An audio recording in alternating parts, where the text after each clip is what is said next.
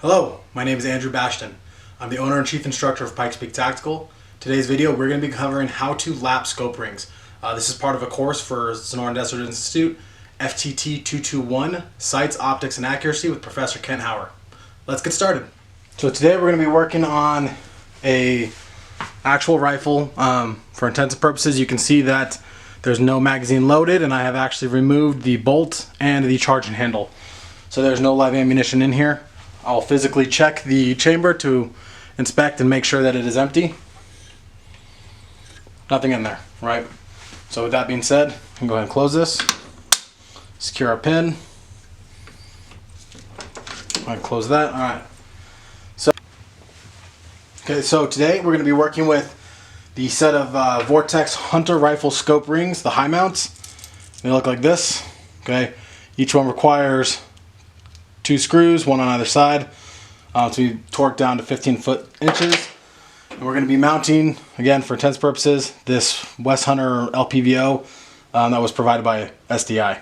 We're going to change this out to a Vortex probably later, but for today this will do, and this fits our purposes. So, to begin, we need to, 1, determine how big our optic is and what our range is of motion, right? So, likely I'm going to probably put a scope ring back here at the far end to account for any of our lateral movement this way to adjust. I'll probably put it right there. Okay, so then what I'll do here is to give it a little bit of wiggle room forward or back. I'll probably mount about right there. Okay. So if that's our tentative mounting position, then I'm going to make a note. Where is my chalk pen? I'm going to note that they are in the T11 and T3 positions respectively. You can tell that by the numbering on there. Or sorry, T2. No, that's T3, sorry. Okay, so T11 and T3. We're going to keep the front in the front and back in back. And then what we're going to do is, I use some degreaser. I'm actually going to wipe that down really good. Now we're going to take it and put them back on. Our chosen spots.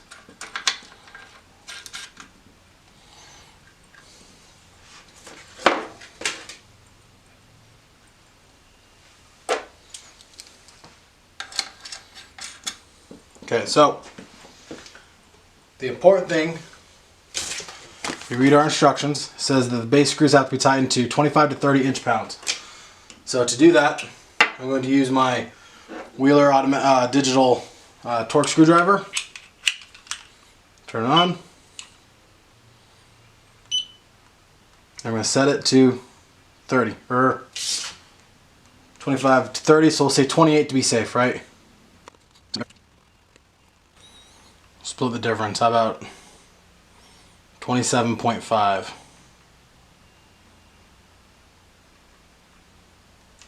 27.5. So it's set. Now what we're do is we're going to tighten this down. I'm going to watch my meter on the end. And the digital meter is actually going to count up, and it's going to tell me when I'm getting close to that. Those beeps tell me we're getting close. Oh. Trying to read this and work on a vice mounted gun at the same time is kind of a pain. So we're at 25. There you go. So 25, 26. Same thing we're going to get to here.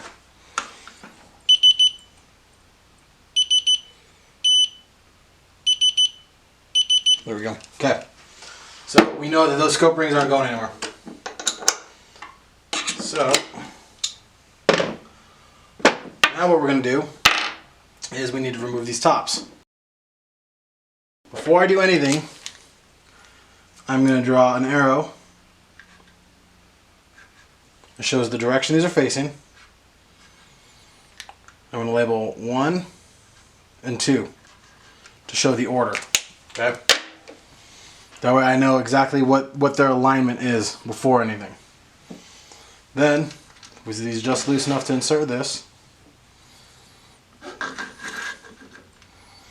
Okay. I'm not going to torque these down, I'm just going to tighten them enough to where these aren't going to touch.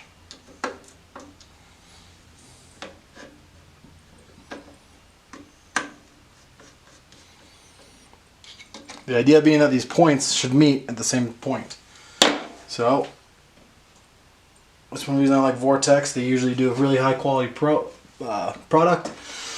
These are already in alignment. However, for intents purposes, we're going to lap these anyway. So, we're going to loosen back up. Pull them out. Actually, and pull these screws all the way up. I'll usually lift the ring so I can keep track of which one goes where. On which side. It's just for consistency. Alright, so as we lift it, you can already kind of tell underneath both of these that looks like there's some kind of lubrication under it. So again, take my degreaser. I'm going to wipe down the surfaces on these really well. We don't want any kind of oils or any kind of other residue sitting on there. I'm not worried about this receiver.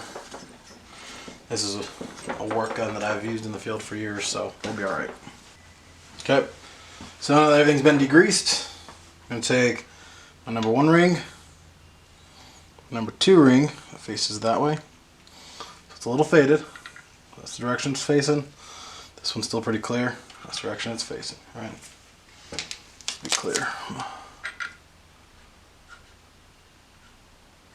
Okay. We're using some of our 220 grit lapping compound. Put a little bit on my finger.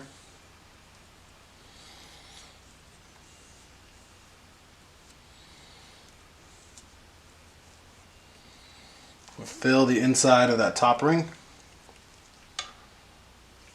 We'll fill the inside of this bottom ring.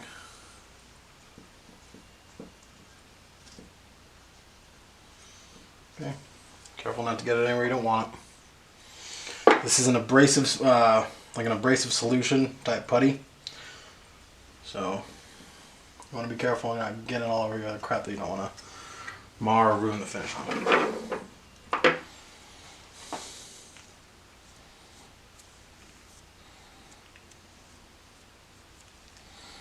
Okay. So on top of one another. So those where those belong. Wipe that crap off my fingers.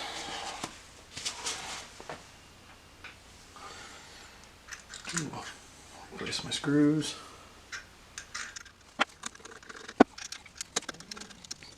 Now we're going to take our lapping bar, okay? Again with these nice and loose still. Go through one, into the other. Take our handle. So with that in place, I'm going to tighten these down a bit.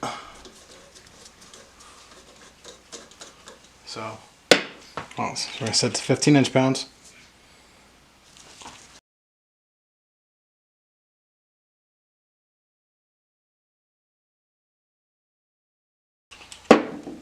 Okay.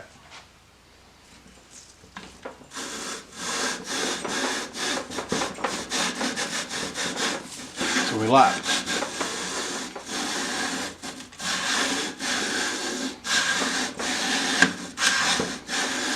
Alright. Probably about good. See how it slides now? So what that compound's doing is actually removing material in there. Okay.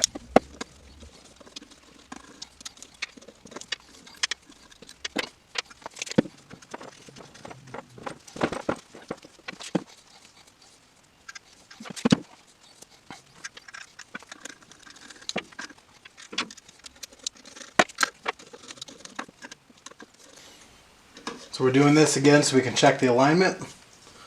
After lapping, we see that the points do in fact meet in the center, both horizontally or vertically and horizontally.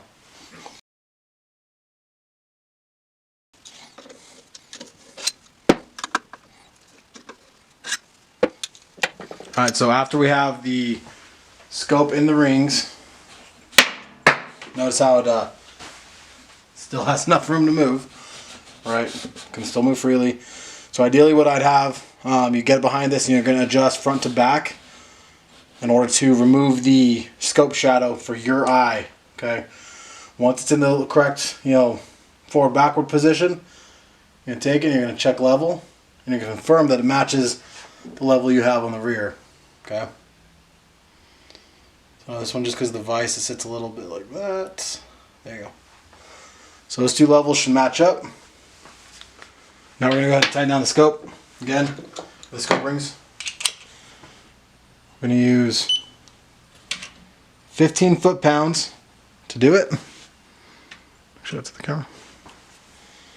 So, keep our level up top. Make sure we maintain that same level throughout. We don't want to move it.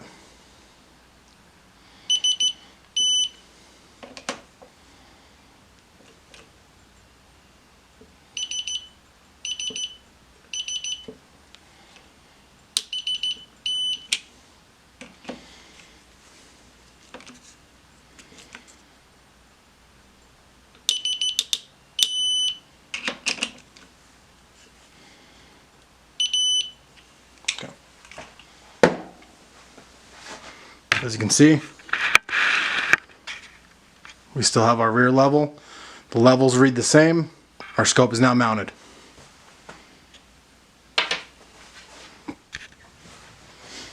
So what we do, take our top level off. I'm going to remove this bracket from the bottom. This one you adjust pretty loose so you can swing free. Again, from here what I would do is I come on, confirm that okay, wherever my